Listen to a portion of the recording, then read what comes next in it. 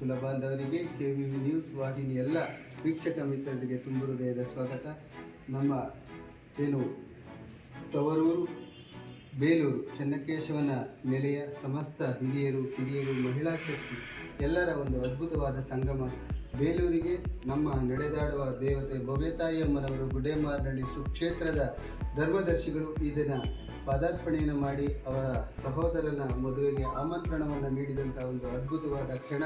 ಹಾಗೆ ಧೀಮಂತ ಹಿರಿಯ ನಾಯಕರು ಜಯರಾಮ್ಜಿಯವರು, ಹೃದಯವಂತರು, ತಾಲೂಕು ಅಧ್ಯಕ್ಷರು ಆನಂದಣ್ಣನವರು ಹಾಗೂ ಮಹಿಳಾ ಅಧ್ಯಕ್ಷರು, ಹಾಸನ ಅಂದರೆ ಇಡೀ ರಾಜ್ಯವೇ ಗುರುತಿಸುವಂಥ ಒಬ್ಬ ಧೀಮಂತ ನಾಯಕಿ, ಪ್ರೀತಿಯ ಸಹೋದರಿ ಪುಷ್ಪಲತಾಜಿಯವರು ಎಲ್ಲರಿಗೂ ತುಂಬ ಹೃದಯದಿಂದ ಅಭಿನಂದನೆ.